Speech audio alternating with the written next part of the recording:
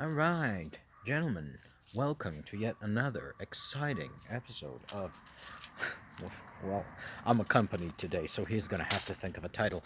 Well, anyways, today we're gonna have to talk about total war, specifically the waging of war as a clash between two political entities, those being states, and how essentially total war is the application of the totality of the state against the political will of the entire state. That's a lot of $4 words, and this is why I have come up with a beautifully clickbaity title for the video, which will help you summarize the idea to your, let's call them less politically active friends. Now, the general idea is why I think that Ukraine should try to assassinate Elvira Nabiulina is because clashes, wars are essentially clashes not only between the country's militaries, but between the societies in their totality, and specifically because the economy of a country allows it to sustain its military and generate combat power, such as, for example, raising revenues, whether through tax or sale of resources or printing money to finance conscription, to finance recruitment, to finance procurement of weapons, ammunition, and of course for diplomatic bargaining, because in terms of grand strategy, diplomacy is the most powerful weapon of war. That's another thing that people don't tell you, that diplomacy is a weapon of war.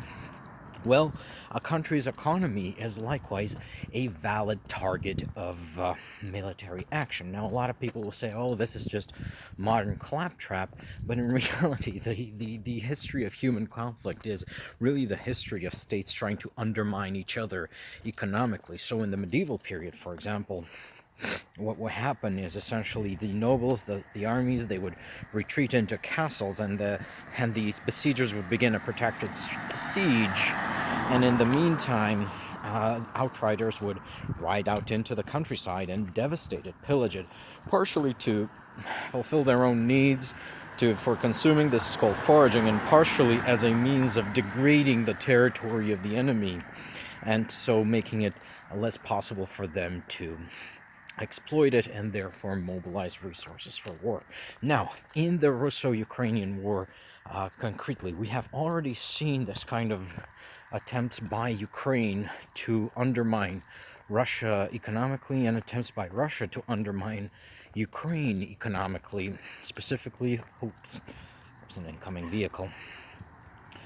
Specifically, we have seen Russia bombarding the port of Odessa, bombarding the grain export infrastructure of Ukraine, trying to bombard the grain ships, but with a more restrained and a little more limited success, because a lot of these ships are also foreign flagged, so bombing them would also cause a diplomatic incident. And of course, Russia has been subjecting Ukrainian cities to bombardment from cruise missiles, glide bombs, and from all other kinds of airborne nasties. All right, stop it. Well, for its own part, Ukraine has been using long-range drone strikes, long-range missile strikes to hit not only Russian refineries, but also Russian oil export terminals, and essentially all the infrastructure that the Russians need to extract, refine, and sell oil, thereby decreasing Russia's access to foreign currency. So essentially, the two countries are hitting each other's major cash crops, or foreign exports. For Ukraine, that's wheat. For Russia, that is oil. And bully for them. But why specifically Elvira Nabiulina? Well, as much as the Ukrainians like to, boast about the effects of the strikes on the refineries and the gas export infrastructure, and make no mistake, these strikes are very effective against the Russians. The number one killer of the Russian economy are the stupid ass policies of Vladimir Putin himself. Basically, the man is what do you call him? He's a secret service person. He's a state security type. He's not a very sophisticated thinker. State security types tend to be even more brutish than even for policemen. Like, policemen aren't exactly renowned for their intellectual rigor, but state security types are the dumbasses of the police world. And specifically, because he came of age in the 80s, he came up in the 70s in the Soviet Union, where basically slavish loyalty to an ideology nobody believed in at that point was highly appreciated. Well, that's how he advanced in his career. That's how basically he was plucked out of obscurity to become first deputy mayor of St. Petersburg for foreign affairs, which means he was basically selling off the city's fortune to the West in a corrupt fashion, then deputy mayor of St. Petersburg, and finally I think he made it to Prime Minister of the Russian Federation. He was handpicked by Yeltsin specifically because he was no threat to the order established by Yeltsin, and of course Putin has been serving that order very faithfully. And of course, the people he has around him are his types of people, state security people, siloviki, as they're called in Russia, members of the armed forces, commanders of the armed forces, controllers of the armed forces. But specifically, the state security types outrank the cops and the military. So the cops and the military tend to be a little bit more, how should I put this? They tend to understand things a little bit better than the state sec people. The state sec people are, I would say, uniquely incapable of understanding society as a whole, which is why it's so disastrous to actually put them in charge of society. Well, every policy which Vladimir Putin has proposed in order to destroy the Russian economy in favor of prolonging the war long after the Russian economy can no longer exert itself. You think of it as a body being pushed to its absolute limit, and the absolute limit was, I suspect, somewhere in early 2024. Well, this is now the body pushing itself beyond the absolute limit for almost 2 years going. Well, every one of these policies, these suicidal foreign policy or domestic policies that Putin has pursued, has been mitigated in the economic sphere by the economic, fiscal, and monetary genius of Elvira Nabiulina. Now, and Elvira Nabiulina is the governor of the Russian central bank. I don't know her exact title, but she's in charge of the Russian central bank, and she is best understood as the Hjalmarschacht of the modern Russian Federation. Hjalmarschacht was, of course, he was the governor of the Reichsbank under Hitler, and he was the man who made it possible for the German war economy to last as long as it did. Him and Albert Speer, right? So no matter how much Albert Speer downplayed his role at Nuremberg, he was an important guy, and he kept the economy going. Now, that's what Elvira Nabiulina is for Putin. She is keeping the Russian economy going with duct tape, bubble gum, and a lot of grit. I want to say Russian grit, but I think she's Tatar ethnically, so let's call that Tatar grit. I'm not sure about that one, but and crucially, Nabiulina has not been appointed by Putin. She comes from this.